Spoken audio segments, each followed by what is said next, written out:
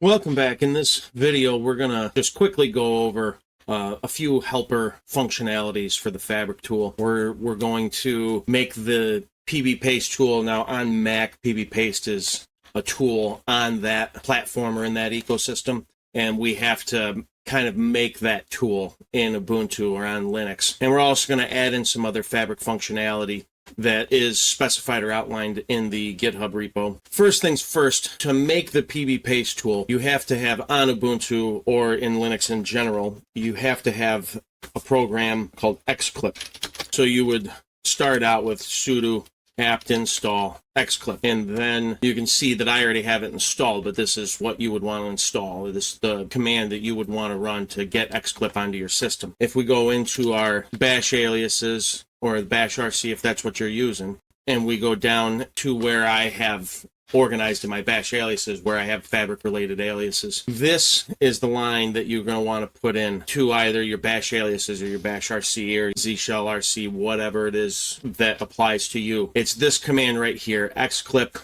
the selection flag, and then clipboard -o. And that's going to function just like the Pbpaste tool. There's other functionality that we can do with the xclip tool, and we'll get into that. That'll have its own tiny dedicated video on a series that's going to be for building out an AI workflow on Ubuntu, a terminal-based AI workflow for automation.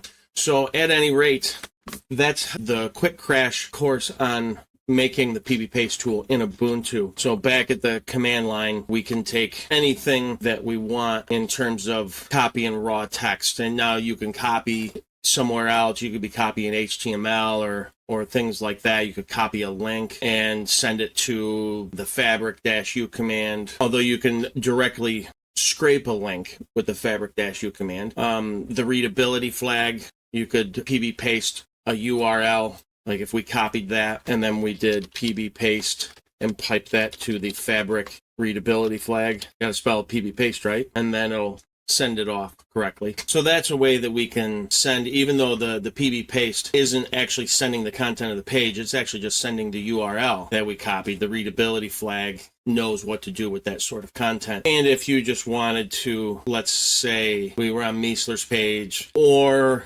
if you just have text content, instead of sending the URL, we could just, if for some reason you had this situation where some of your Fabric functionality, like the YouTube related stuff, or if you didn't have internet access, but you happen to have the content of this page in text, whatever your reason might be, with text content, the Pbpaste works to relay or pipe that text that you have on your clipboard, for whatever reason you have it on your clipboard, to the Fabric command. And so we could just run it to extract wisdom or summarize or any number of things. It thinks I'm Daniel Meisler. We're going to move on to the other functionalities. So if we go into the GitHub repo, this is the Fabric GitHub repo here. And if we look for add, right after setup, add aliases for all your patterns. If we click and it takes us right down to that section, this is what we're going to be dealing with right here. Now there's the, for PowerShell, and then you get into using Obsidian. We're just going to focus on this right here. So what this section does is if you put this into your bashrc or into your bash aliases file, this will create a functionality for Fabric such that the Fabric pattern names can be run as commands. That's what that does, and you'll see that in action momentarily. The other thing we're going to look at is making a YouTube function. This is a shell function in bash that we'll put into our bashrc or bash aliases file. And moving forward, when I say bash aliases, the .bash aliases file, I mean .bash aliases or your bashrc, whichever one pertains to you, because that gets a little exhausting having to account for whatever you might be using. When I say bash aliases, I mean bash aliases or bashrc or zshrc, zshrc, however you're supposed to say that. So when I say bash aliases, that's what I mean. So at any rate, these things go into your bash aliases, and this second little section right here is just a function that creates a sort of YouTube command or a YouTube alias, a YT. And that, I don't know if that's an abbreviation here for YouTube so much as it is the Y flag with the T flag added on, the YouTube flag with a timestamp flag. And so what this one does, actually, if we step through this, and we'll step through it when we install it. and when we put it in. So we'll just go in now, and we use via our bash aliases file, and obviously I have an alias to get into that quick using vim or nvim, which is just via VIA. You'll see right here that VIA that I keep using, it's running this nvim and then the full path to the bash aliases. And if I wanted to get into my bashrc or profile, I have VIB and VIP and all kinds of other stuff, that just to make typing that really quick if you're confused by when I keep typing via. So if we go down to the fabric related aliases, after installing with Homebrew, that's why I created these two aliases. This is the Pbpaste that we just did earlier. And so now we're looking at this right here, fabric functionality to use pattern names directly as commands. And this is copied straight from the GitHub repo. And so what this does is it just cycles through your patterns directory that holds all of your patterns for fabric. And for each one of the directory names that it finds, it's creating an alias for that. And this creates it dynamically so that when you update your fabric patterns and your fabric patterns directory, when the content in there changes, this accounts for that. Instead of statically making an alias for each one of those fabric patterns, every time you fire up your shell or you fire up your terminal, this dynamically creates an alias for every single one of those. It's just more efficient, and it accounts for changes that occur in your patterns directory. So it's a smarter way to do it. And Miesler and the gang, they recognize things like that. They're pretty smart fellows. And then the YouTube function, which again, I'm not sure it's so much to abbreviate YouTube as it is the Y flag with the T flag, because what this does is if you don't pass it any other parameters, you just type in YT and then the URL of a YouTube video, it's going to default to the transcript flag. So it says right here, it's echoing out the usage, which is YT and the optional -T and then the YouTube link. And if you use the -T, it's going to switch over to the timestamp version of the transcript flag. So right here's where the functionality actually begins. The transcript flag, by default, it sets to the transcript option. And then for user input, meaning after you type YT, if you put in -T or -- timestamps, it accepts either one, actually.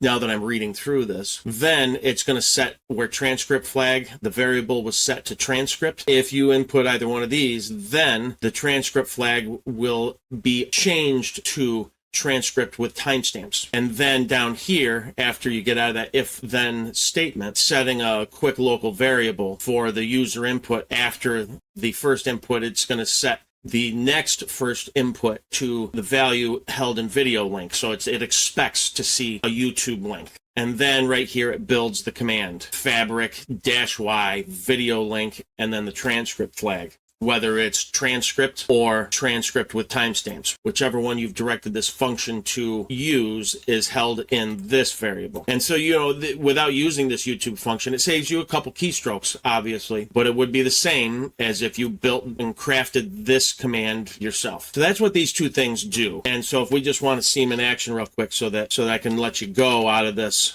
video here. Let's look up Miesler and let's take a look at this video, how all of his projects fit together into Human 3.0. So we have the URL right here, so you can copy that, or you can right click on the video to copy the video URL. And notice there's some other cool things here that you could be sending into the fabric command. You can copy the URL at the current time that you're at. You can do things like that. So you can do some other cool stuff, but we'll do that one. And so we would do YT and then that URL, and all the YouTube command does is it just grabs the transcript and sends it back to our terminal. So we can run it to another fabric command, extract wisdom. And I do believe you don't really need to build two fabric commands and pipe one to the other. I do believe that you can use everything in line like this. And since the YouTube function, it has the actual fabric command built into it. Let's see if this works. No, it does not, because this YouTube function expects anything after this to be another flag. So you cannot use this. You would have to pipe to another command like so. Now this will work.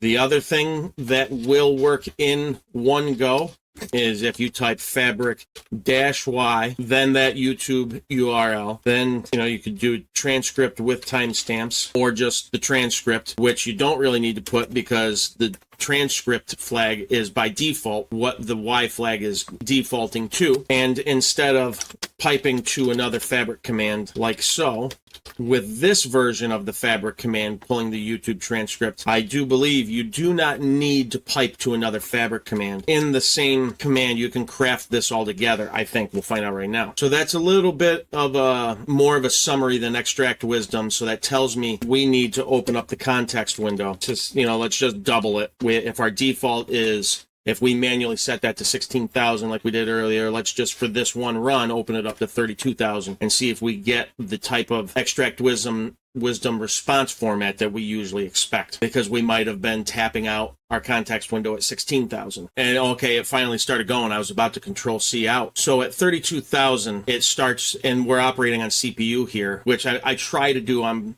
all the time for these videos. What's happening here is we're really eating up our context window, building our Fabric command like this. We will start by checking this out right here. So just the YouTube transcript is 11,000, a little over 11,000 tokens. That's just the YouTube transcript. Then when we send it to extract wisdom, that gives us 457. I've done that quite a few times. This is because we sent it to extract wisdom. It actually processed all of this, and then the response was 457 tokens. So what we have to do is we have to add in here dry run. This will give us all of the content that it's going to send, and then we send that to our token counter. And so we have a total of 23,000 tokens that this thing is sending. So let's see if recrafting our Fabric command makes any difference, and we will see what happens there by doing this. So what this command should do is gather the YouTube transcript, then send it to the Fabric extract wisdom, and then to the token counter. And the token counter should only count the tokens from this, not this one also. It should only count the tokens. I think we'll find out if I'm right here. No, it actually does the exact same thing. So this command is not any longer like I suspected. I suspected that this command would put less of a burden, but it doesn't. So continue to do it however you like. So at any rate, we see now why, if our default context window was set to the higher limit of 16,000, and then we try to do something like using the YouTube functions like this, but with this command, using the YouTube function, we can't do inline, remember, like this and then extract wisdom. We have to pipe it to a second Fabric command. Just be aware of that when you're using the YouTube function instead of the Fabric-Y. You can't just carry on like in this version. You have to create a second Fabric command and pipe the results from the YT over to a new Fabric command. Just so you know. And it's not a big deal really either way. So at any rate, if we were to run this version, we would have to set we know we have to set our model context length to something higher. And let's see if this actually changes anything. So that's the dry run. Yep. So those all do the same thing. These all do the same thing. In doing the Fabric-Y and then in the same command calling extract wisdom, or doing the Y flag and then piping it to another Fabric extract wisdom command, or using the YT or YouTube function, sending that to another Fabric command. They all, as you can see, 23, 23, and 23, they all send the exact same payload, it looks like. And so they'll all work pretty much the same. But you remember, at 23,690, and our default window is set up to 16,000, this has to be upped to, let's say, so we're at almost 24,000. We would need this to be a minimum of 26,000 on this run, and it should give us the expected output in the extract wisdom response format. And you'll notice why I keep saying we have our default context length set to 16,000. I have been wrong. We set it to 8,000. Either one of which would still be too narrow a window for what we need at the moment. I'm on year 5 waiting for this to process. It really seems to me that opening up the context window obviously slows all models down, but the Mistral model here, and I know that there are new Mistral models out as of this video, I just haven't pulled them down, but this is quite a bit slower when you open up the context window for Mistral. When you open up the context window for, say, Llama 3.2 3B, it still functions or performs a lot faster. Though I cannot say, in my opinion, that it's better. Mistral is a really good model. Of all the models I've tested, Mistral is probably second to only DeepSeek at the moment. And that always changes. On year 6, we are starting to get a summary. On year 7, we have the full word summary. And I'm going to control C out of this. This is set to be running on my CPU and not my GPU, so I'm not going to wait for all that. Okay, so at any rate, I hope that makes clear what we're doing here. The Pbpaste functionality, this is how you add it in Linux and on Ubuntu. And the YouTube function, I hope I went through that from enough angles for that to make sense to you so you can use it when and where you want to use it. Oh, and then we need to cover, we installed this into our bash aliases, but I didn't use it. And so I should probably do that. And so how we use that, if we wanted to extract wisdom, we can now use the extract wisdom pattern directly as a command because of that functionality we put into our bash aliases. And so let's say we went to, I don't know, let's copy some text here. I know you could use other flags to just more efficiently pull down the HTML and process. I understand that. I'm just trying to demonstrate and focus on using patterns as commands. And so having the contents of this page, this one of Miessler's pages, having the text content copied to our clipboard, we're pulling it up with Pbpaste and then sending it to just the extract wisdom pattern as its own command because of that functionality we added in. And this should work.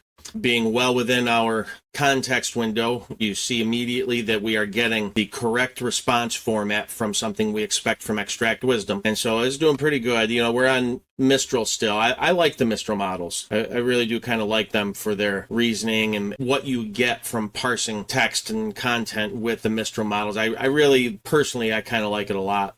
The other way that we could craft this command, the pipe, that's sending things to whatever tool you're using via standard in as opposed to an argument inline, which technically you can do.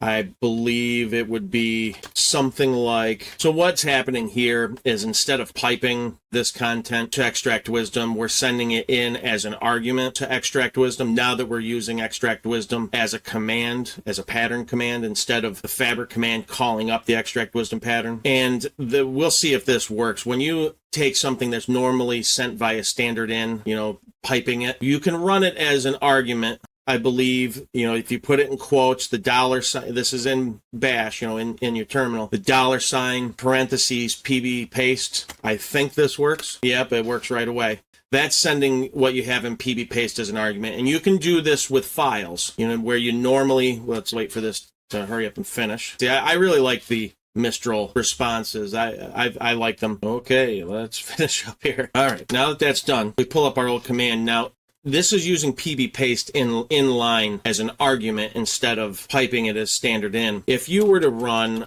a file, say you have an input file, this won't work because it's not the same as what Pbpaste is doing. Pbpaste is streaming the content from your clipboard. And so if you were to try and run a text file inline as opposed to piping it in, within parentheses, you still use this format of quotes, $, parentheses, but inside the parentheses, you would have to cat the file. That would then work. And the other thing, which I end up doing a lot, if you have a file and you're using file redirection, it just is simpler to me. Instead of catting an input file, an input text file, and then piping it, the shorter way that I always use is redirection. Then you don't have to use the cat command to spit out the contents of the file. This takes care of that. This is piping and catting all in one step, really, is what it's doing. And then if you're inquisitive enough to wonder, can we do Pbpaste and redirect that for whatever reason? The answer is yes and no. I don't believe this works directly like this because Pbpaste is not a file or a directory. So what you would have to do, I believe, and if I'm wrong on this, we'll find out real fast. I don't know if you have to do the quotes because you're not using this inline as an argument, but I believe you have to do the $ and parentheses, ambiguous redirect. Maybe you have to do the parentheses. And so that just spit the contents of Pbpaste onto the screen. So it doesn't look like you can really use it. And I don't know why you would. You know, Pbpaste, you can pipe it to make it work with file redirection. I'm sure that there's a way. It might be, it's probably using what's called a here doc or a here string, here document. Yeah, so that's what would happen. If you want to use redirection with Pbpaste for whatever reason, just in case you're curious, you have to use a here document, I think it's called, or a here string. So you would use the extract wisdom as a command, the triple left chevron, and then Pbpaste within parentheses with a $sign in front of it. Just so you understand that. And then, you know, obviously I probably went too far into things like I always do. So that'll be it for this video. I think we covered everything from hopefully enough angles for you to understand everything well enough to use these things building and using Pbpaste if you're on Linux and Ubuntu specifically, but in pretty much any version of Linux, download xclip and set up that alias, which is right here. And then to use fabric patterns directly as commands, you add this to your bash aliases, and to have that YouTube function, which honestly, I don't even use it. I use the Y flag. You know, I just directly put in this here is what I do. But, you know, you do whatever you like, I guess. It's there.